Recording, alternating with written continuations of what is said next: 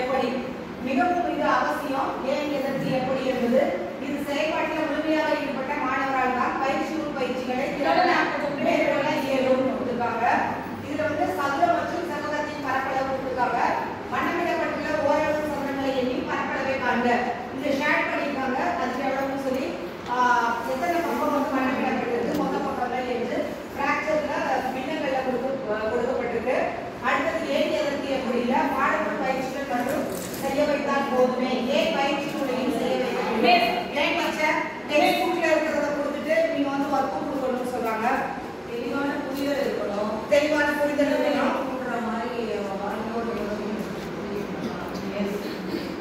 இப்போ வந்து சதுரம் இருக்கு, கனசதுரம் சொல்றோம்.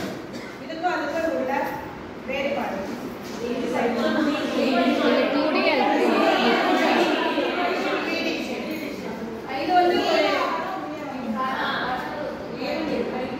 இது வந்து